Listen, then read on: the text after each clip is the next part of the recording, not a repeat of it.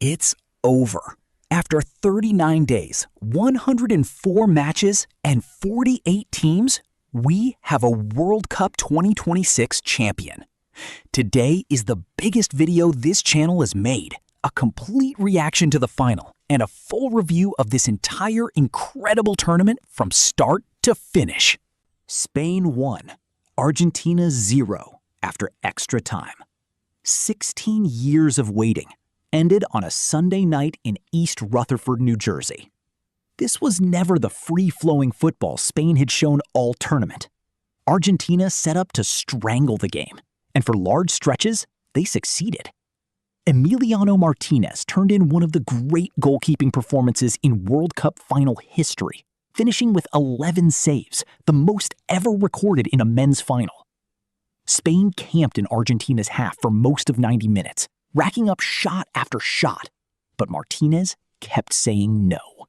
The match tilted in the second half of regulation. Enzo Fernandez, already booked, went in late on Pau Cubarsí and was shown a second yellow in stoppage time, sending Argentina into extra time a man down. That was the opening Spain needed. Nico Williams rose for a header into the box, knocked it back across goal, and substitute Ferran Torres was there to finish it. The only goal of the match, and the one that finally cracked Argentina's defense. Messi and Argentina threw everything they had left at Spain with 10 men, but they couldn't register a single shot on target the entire match. When the final whistle blew, it should have been pure celebration. Instead, things turned ugly. Argentina's Nahuel Molina clashed with Rodri as Spain's bench stormed the pitch, and Leandro Paredes was shown a straight red card after the whistle for grabbing Eric Garcia by the throat and wrestling Gavi to the ground. Coaches and officials had to separate both benches before the trophy ceremony could even begin. Once order was restored, it was all Spain. Rodri lifted the trophy as his teammates roared around him. On the other side, Messi was in tears during the ceremony. At 39, in what was almost certainly his final World Cup, coming up just short one more time. Spain's Luis de la Fuente, at 65, became the oldest manager ever to win a World Cup. Spain's road to the title started with a stumble. World Cup debutants Cape Verde held them to a stunning 0-0 draw in the opener, one of the shocks of the entire tournament. La Roja responded by demolishing Saudi Arabia 4-0, with teenager Lamine Yamal scoring on his first World Cup start, before edging Uruguay 1-0 on an Alex Baena strike to top Group H. From there, the knockouts became a defensive masterclass. Spain beat Austria 3-0 in the round of 32, then needed a late Mikel Merino winner to see off Portugal 1-0 in the round of 16, the match that ended Cristiano Ronaldo's World Cup career.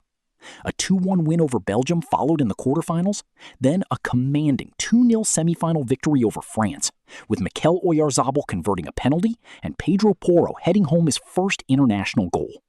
Through it all, goalkeeper Unai Simon was the backbone. 7 clean sheets, a tournament record 650 consecutive minutes without conceding, and only a single goal let in across the entire campaign, a record for a World Cup winning team. Add the final, and Spain lifted the trophy having conceded just once in 7 matches. 16 years after their first title in 2010, La Roja were world champions again. Argentina's title defense will be remembered as much for the drama as for the run itself. This team made an art form out of the comeback, surviving a round of 32 scare against Cape Verde, winning 3-2 in extra time after the debutants twice pulled level. They ground past Switzerland 3-1 in extra time in the quarterfinals, then produced their signature moment in the semifinal against England, trailing 1-0 with time running out, before Enzo Fernandez and Lautaro Martínez struck in the final minutes, both goals set up by Messi, to complete a 2-1 comeback for the ages. Falling 1 win short of becoming the first repeat champion since Brazil in 1962 will sting, but reaching a 3rd straight final with a 39-year-old Messi playing every single minute of every knockout match is its own kind of triumph. whatever comes next for this golden generation of Argentine football, they leave this tournament with nothing left to prove. Spain very nearly swept the individual honors. The golden ball for the tournament's best overall player went to Rodri, recognition for the way he controlled games from midfield all summer, becoming the 11th player ever to win the World Cup, the Champions League, and the Ballon d'Or. The golden boot went the other way, to France's Kylian Mbappe, who finished with 10 goals, edging out Messi's 8 to become the first player in men's or women's World Cup history to win the award in back-to-back tournaments. Unai Simon took home the Golden Glove after his record-setting run of clean sheets, and 19-year-old Pau Cubarsí was named Best Young Player after anchoring Spain's defense throughout their historic campaign. The Netherlands picked up the Fair Play Award. Between the Golden Ball, the Golden Glove, and the Best Young Player, Spain claimed 3 of the tournament's biggest individual prizes to go with the trophy itself. That's the complete story of World Cup 2026, champion and all. Thank you for following this tournament here every single day for the past 39 days. The World Cup may be over, but this channel isn't going anywhere. We're continuing as a full-time football channel, covering the leagues, the transfers, and everything else in the sport, all year round. Subscribe if you haven't already, and I'll see you in the next video.